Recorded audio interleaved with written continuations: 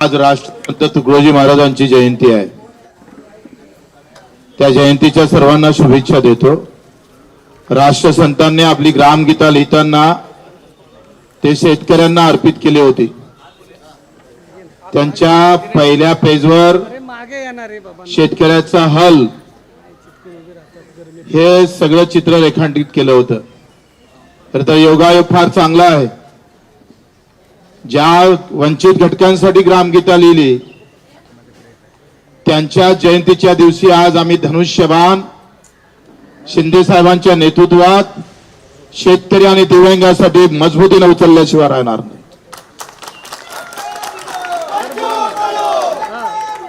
जिथं आहे तिथे प्रामाणिकपणे तेवढ्याच ताकदीने राजकारणात आता आमचा इथून इकडे प्रवास शिंदे साहेबांच्या नेतृत्वात शिवसेनेत राहणार आहे। सुरुवात शिवसेनेची झाली आणि आता हा शेवटचा जो आम्ही पाहतोय 15-20 वर्ष जे काही राजकारण असेल ते सुद्धा शिंदे साहेबांच्या नेतृत्वात शिवसेनेतच राहील अशी ग्वाही देतो। निवड आमदारकीच्या पदासाठी नाही तर मुद्द्याची लढाई अधिक मजबूत झाली पाहिजे। शिंदे साहेबांचा स्वभाव सेवाभावी आहे। रात्री 2 वाजता सुद्धा वर्षा बंगल्याचे दार उघडे होते। देशातला ऐतिहासिक निर्णय तो दिव्यांग मंत्रालय देण्याचं काम केलं। कर्जमाफीमध्ये घेतलेला मोठा पुढाकार निश्चितच शेतकऱ्यांना दिलासा देणारा आहे आणि म्हणून निवड पद नाही तर विचार जुळणं महत्वाचे असतं आणि विचारासोबत कर्तृत्व महत्वाचं असतं। त्या दोनही गोष्टी आम्ही शिंदे साहेबांमध्ये पाहतो आणि म्हणून आपण पाहतो का ही लढाई फक्त पदापुरतीच मर्यादित राहणार नाही तर आम्ही जे मुद्दे दिले दिव्यांगाचं बळकटीकरण असेल, मंत्रालयाचं पेरणी ते कापणीपर्यंत सगळे कामं असेल, शेतकऱ्यांची मजुरांची असेल, हमी भावाची लढाई असेल, आमच्या विधवा भगिनीची लढाई असेल, कामगारांची लढाई असेल आणि युवकांच्यासाठी एक वेगळं धोरण, या सगळ्या बाबतीत ही चर्चा झाली आणि मुद्द्यावर चर्चा करून आपण हा निर्णय घेतलेला आहे। प्रहार एक सामाजिक संघटना म्हणून पावलं टाकन पण राजकारण मात्र शिवसेनेचं मजबूत केल्याशिवाय आम्ही स्वस्थ बसणार नाही।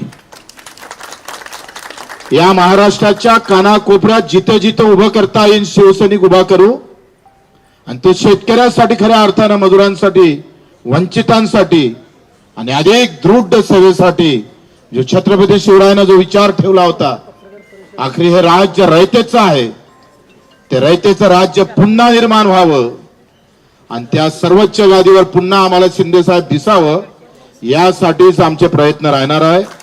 म्हणून मी आपले आभारही मानतो शिंदे साहेबांचे। आखरी त्यांच्या नावाचा नाथ आहे आणि अनाथांचे ते नाथ पण आहे। तोच एक विचार घेऊन आम्हाला समोर जायचं आहे। मी आपले मनपूर्वक आभार मानतोय। फक्त आम्ही पाहतोय आमदारकीची साठी नाही तर हे जे मुद्दे आहे ते आता मोठ्या शिवसेनेच्या हाती जावं आणि हा अजेंडा आम्ही पाहतोय भगवा झेंडा घेऊन राबवणार आहोत। तो अजेंडा प्रहारचा पांढरा झेंडा घेऊन राबवत होतोय। आता झेंडा बदलला जरी असला तरी अजेंडा मात्र कायम आहे, लक्षात ठेवा आणि तोच अजेंडा घेऊन आपण समोर जाऊ। जे सावंतजी असेल यांनी फार आमच्यासाठी सगळं मेहनत केली। आमचे एकनाथजी शिंदे यांनी खरं तर माझ्यासारख्या एका कार्यकर्त्याला समजून घेतलं। आपण सर्व कार्यकर्त्यांनी सुद्धा या सगळ्या अगदी वेळेवर सगळे मुंबईतले कार्यकर्ते इथे उपस्थित राहिलात आणि 25 वर्ष एकनाथजी आम्ही स्वातंत्र्य म्हणजे मी 4 वेळा अपक्ष निवडून येणारा मला वाटते महाराष्ट्रात माल्याशिवाय दुसरा नाही आहे। कोणत्याही मोठ्या पक्षाचं पाठबळ नसताना आम्ही आतापर्यंत हे सगळं काम सांभाळलं। आता अधिक ते जोमानं आपण सांभाळू। आपण सर्वांचं मी कार्यकर्त्यांचे आभार मानतो। अतिशय प्रामाणिकपणे जिथं राहिलं तिथं प्रामाणिकपणे काम करू, अतिशय प्रामाणिकपणे समोर जाऊ। सर्व कार्यकर्त्यांनी जे मेहनत घेतली सगळ्यांचं नाव घेतलं तर अधिक रागरूग नको म्हणून नाव घेत नाही। आपल्या सर्वांचे आभार मानून इथे खास करून मीडिया तुमच्या सूत्रानंच हे सगळे सूत्र हलवले।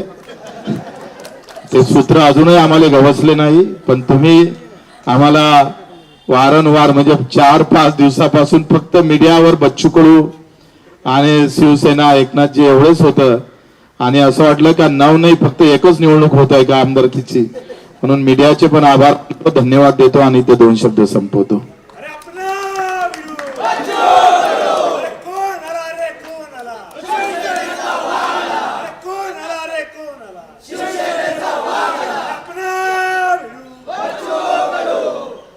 छत्रपती शिवाजी महाराज की जय भवानी.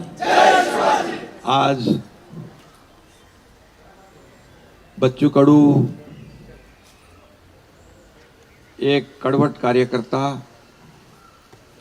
एक सर्वसामान्यांचा नेता, दिव्यांगांसाठी झटणारा, शेतकऱ्यांसाठी, शेतमजुरांसाठी, ज्यांना घरं नाहीत, पालीच्या घरात राहतात असे लोक, गोरगरीब, शोषित, पीडित, दलित सगळ्यांसाठी आंदोलन करणारा, म्हणून गोरगरिबांचा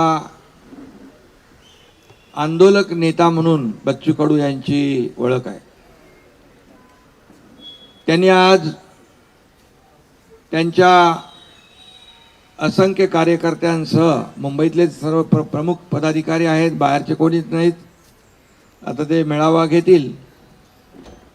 कारण आपण पाहतो की जेव्हा जेव्हा आंदोलन मोर्चे निघाले तेव्हा ती ताकदही पाहिली. शेतकऱ्यांसाठी कर्जमाफीचाही मोर्चा आपण पाहिला आणि मी मुख्यमंत्र्यांना सांगितलं की आपल्याला हा निर्णय घ्यायला लागेल, आपलं आश्वासन देखील आहे आणि त्यात बच्चू कडूंचं आंदोलन आणि खऱ्या अर्थाने त्या आंदोलनाला देखील यश आलं आणि कर्जमाफीचा निर्णय देखील आपल्या सरकारने घेतला. असे अनेक निर्णय आपण घेतले. यामध्ये दिव्यांगांसाठी खऱ्या अर्थाने लढणारा, झटणारा नेता म्हणून बच्चू भाऊ तुमची ओळख आहे. तुम्ही आज शिवसेनेमध्ये तुमच्या असंख्य लोकांबरोबर प्रवेश केलाय, त्याबद्दल मी तुमचं मनापासून शिवसेनेमध्ये स्वागत करतो.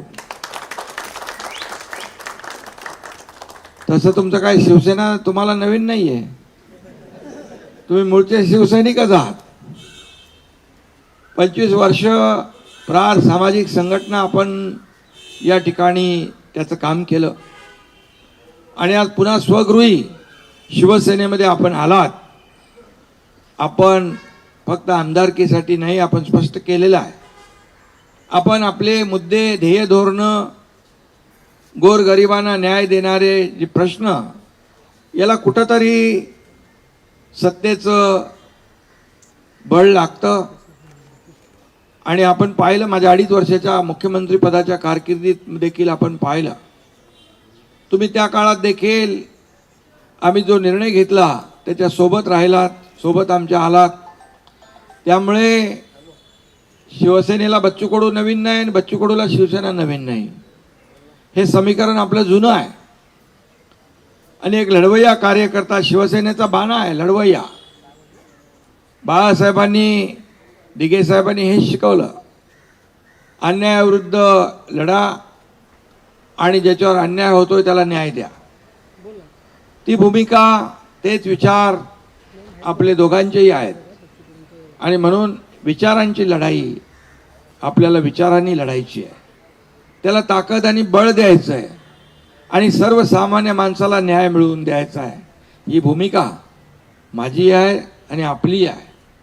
आता दोन्ही लोकांच्या भूमिका एकच असल्यावर सर्वसामान्य माणसाला न्याय मिळण्याचा जो मार्ग आहे तो प्रशस्त होतो.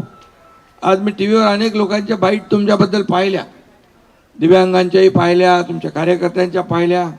त्यांच्या चेहऱ्यावर एक आनंद होता की बाबा शेवटी लढाई आपण करतो, लढतो सर्वसामान्यांसाठी, त्याच्या पाठीशी राजकीय ताकद देखील आवश्यक असते. आणि म्हणून आज आपण शिवसेनेमध्ये प्रवेश केलाय. राजकीय जे काही लढाई आहे, शिवसेना वाढवण्याचं काम संपूर्ण महाराष्ट्रामध्ये ज्या ज्या ठिकाणी आपल्याला करता येईल ते आपण करणार आहात. त्याचबरोबर एक प्रहार, जी सामाजिक संघटन आपलं आहे, ते सामाजिक संघटन आहे. आणि ते देखील आपल्या शिवसेनेसोबत जोडतोय आपण. त्यामुळे त्यालाही बळ मिळेल, प्रहार संघटनेलाही बळ मिळेल आणि त्या माध्यमातून देखील आपल्याला सर्वसामान्य लोकांचे सामाजिक प्रश्न, प्रहार ही सामाजिक संघटना आहे आणि म्हणून दिव्यांगांना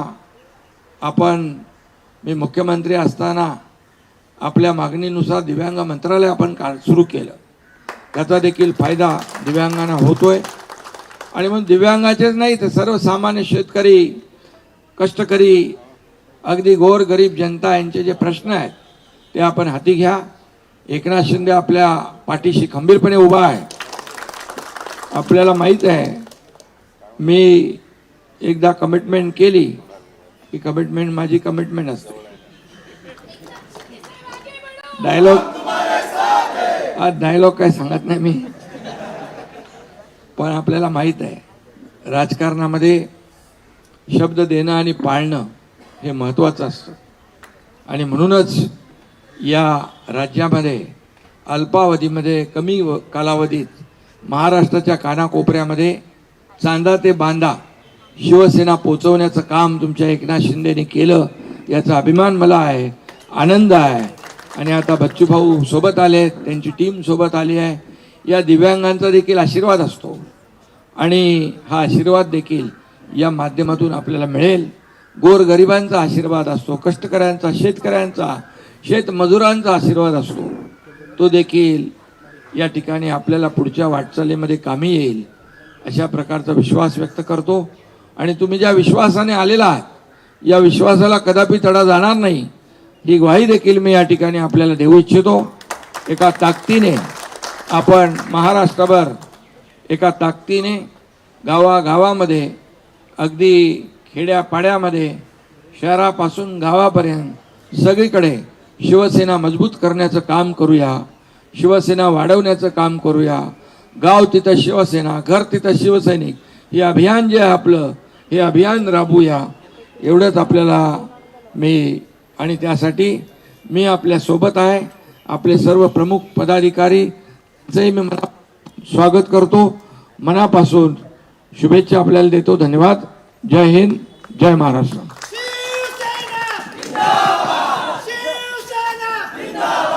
मीडिया